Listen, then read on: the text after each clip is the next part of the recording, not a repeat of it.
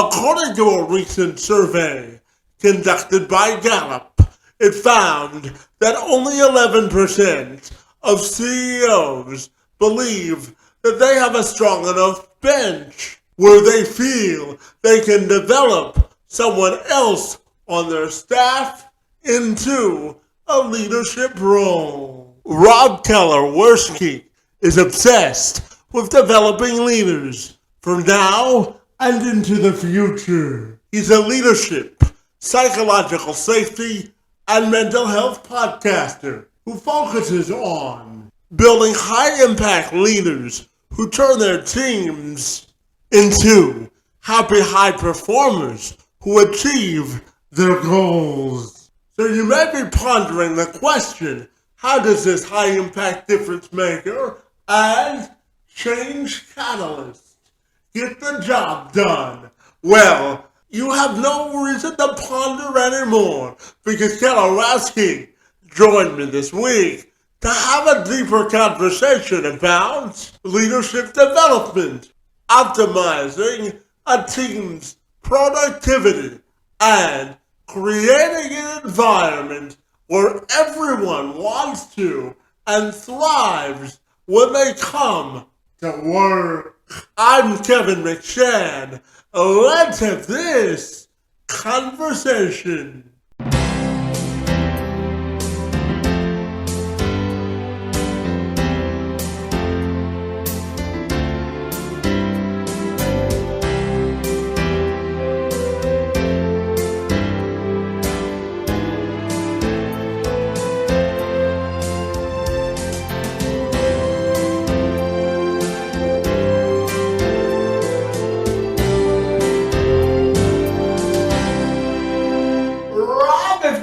I'll take a moment to formally welcome you to the program, and I'm super excited to talk to you this morning all about leadership. Great to see you, and happy Friday, buddy.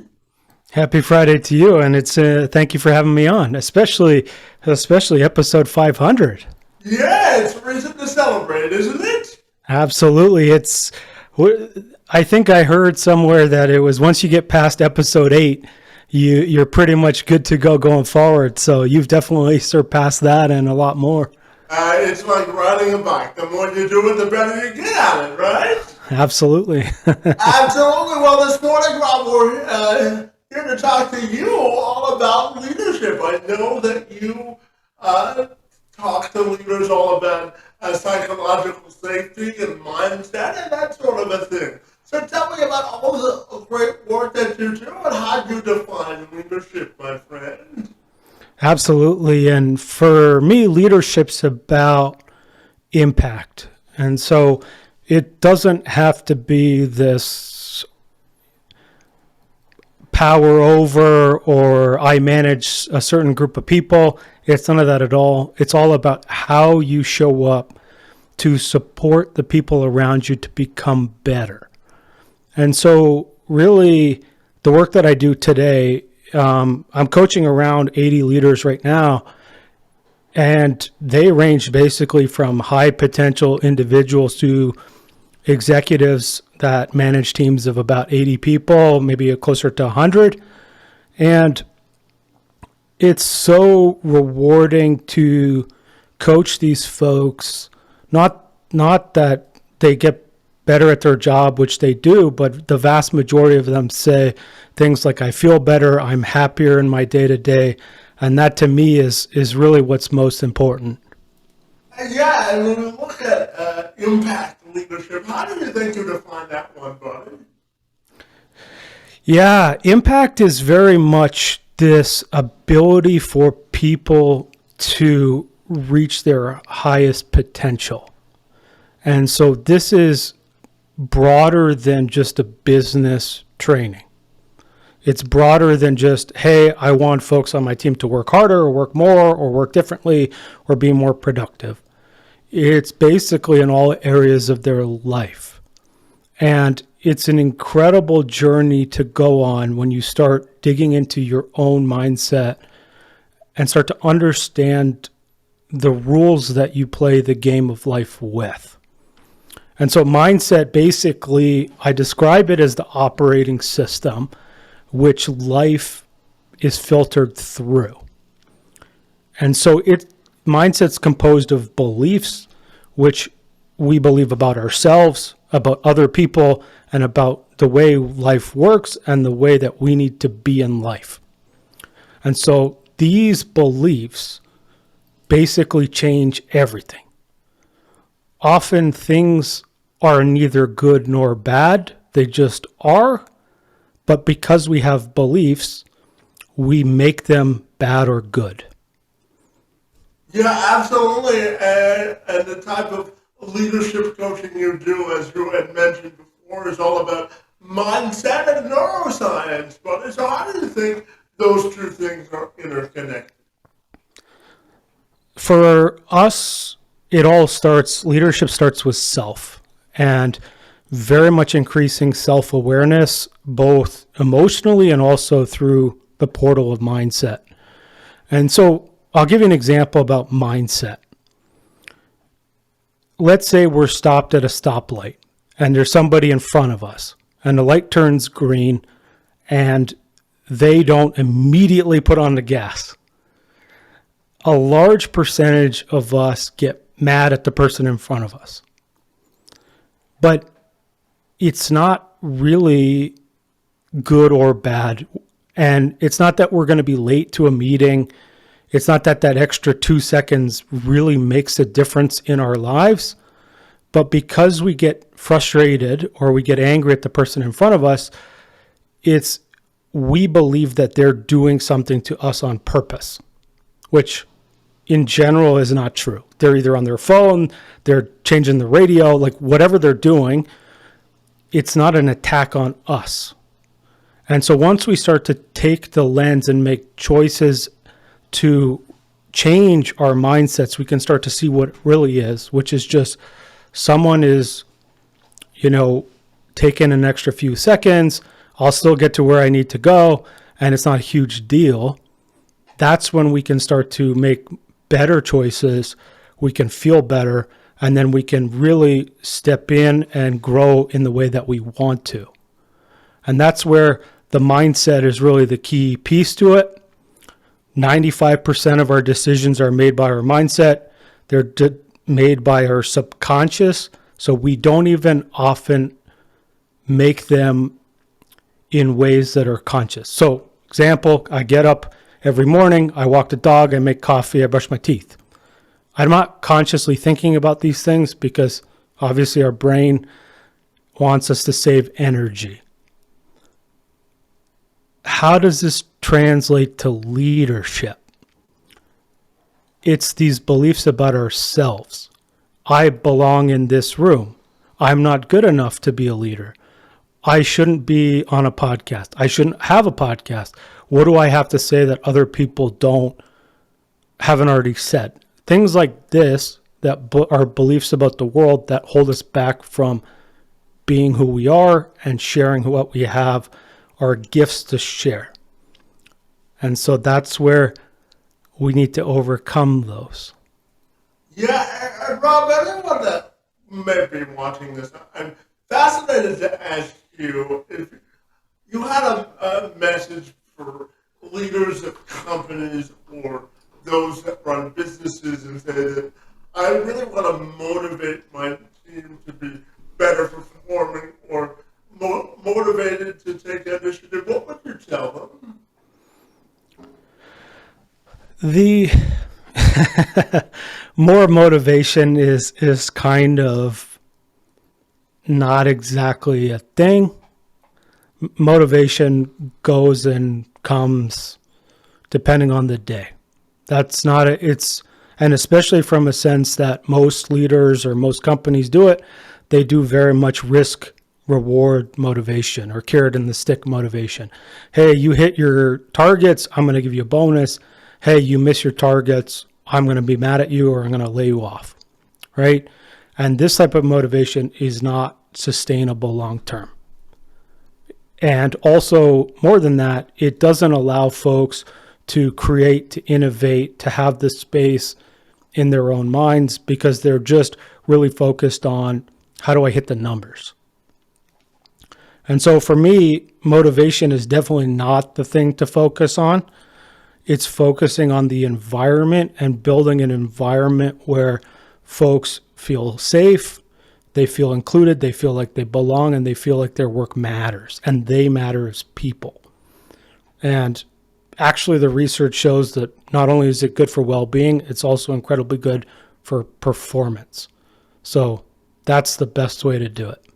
Yeah, absolutely. And when you talk about work mattering, Rob, I'm going to share just a little bit about myself. I was born with what's called spastic quadriplegia cerebral palsy. And outside of this podcast party, I work with businesses and organizations to better infuse folks with disabilities into the workforce. So when we look at leadership from diversity, equity, and inclusion, what do you think of there, buddy? Yeah, for me, I mean, you're talking about inclusion, right? And this is a human need that we all have. We all need to feel like we belong within a group. This is like part of how, we evolved over time. And we also need to feel like we matter as individuals. And we really need, as leaders, to foster an environment where people are respected, they're valued, and they feel that sense of belonging and mattering. It's sometimes hard to do, but often what really holds us back from that is our own insecurities and our own beliefs about ourselves and what the world is like.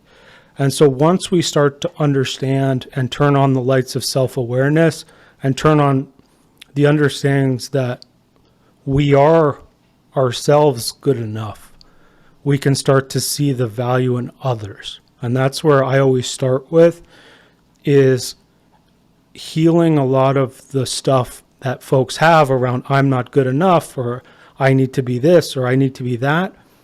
And often what that really does is it starts to allow people to see how incredible each other are. Indeed. And Rob, I'm curious to ask you about building winning cultures at work, and whether you have principles to do that as well. Absolutely. And the first thing really ties into the question before, right?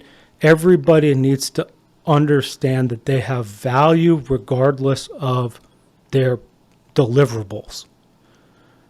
They need to, and then leaders really need to create a low fear, high trust environment.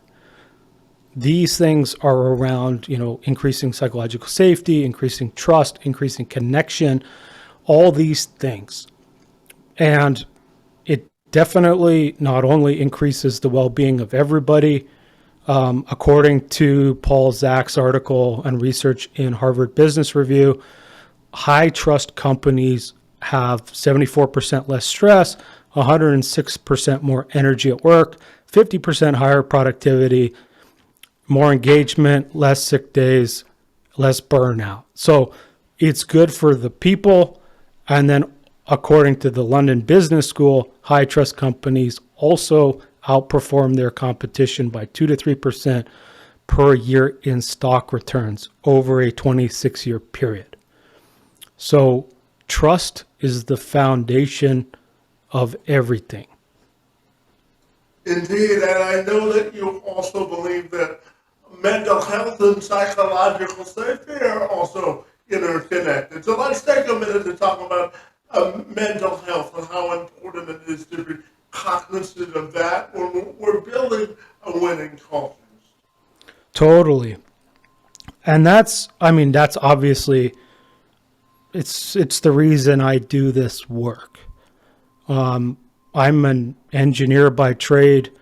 I worked 10 years in mining, oil and gas, and the heavy industry. And the leadership in those environments is very much the fear-based. It's very much the command control, old style leadership. And it really put a strain on me, and I suffered with depression.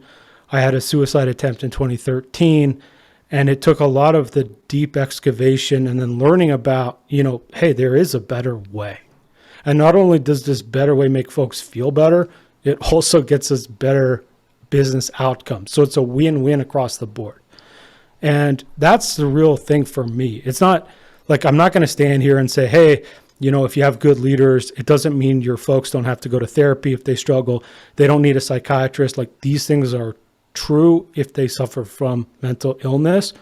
But as leaders, if we create these high trust cultures where folks understand their value, they understand they make a difference, it actually reduces a lot of the burnout and the stress, and folks feel better. And when they feel better at work, they feel better at home. And that's really what matters. And one of the ways you spread those messages, buddy, is through the art of podcasting. So tell me about the podcast you host and what it's all about, buddy. Yeah, absolutely. And so I'm a co-host of the Leadership Launchpad Project podcast. It's one of the top leadership podcasts in Canada. And we have guests on who are experts in leadership. They are authors, they're CEOs. We had an Olympic gold medalist. We had a ton of incredible people on the show. And it's just like this one. It's a passion project for me. I love having folks on and really asking them what I want to know. And I find it's an incredible learning experience for me, as well as it's a ton of fun. It's a creative learning experience, isn't it? Absolutely. Absolutely. And Rob, I'm curious to ask you about your own personal motto in life and what really energizes you to get up in the morning. Yeah, I mean, it's tied to the work what I told you just before. I suffered a lot because of the leadership that I was working for. And now my mission is that I don't want people to suffer like I did. And so the more that I can support leaders in growing these high trust, low fear cultures and changing their own narratives about themselves, the better that people can feel, and ideally they don't have to go through what I did. Indeed. And Rob, I always say when it comes to leadership and prosperity, if you take ownership of your own personal story, it can help lead to better prosperity, both in your professional and personal life. So I'm wondering your thoughts on that motto as well.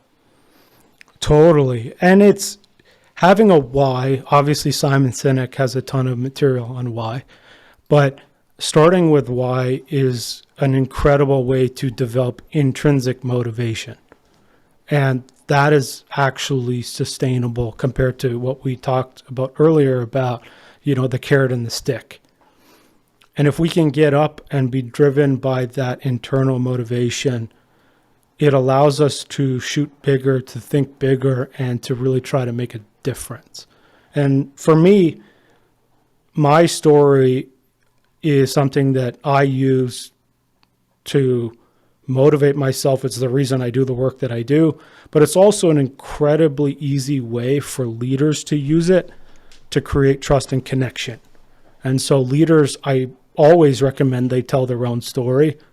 You don't have to include the dark stuff, but it's a great and easy way for them to be vulnerable, to create connection and trust, which is basically the foundation of it all.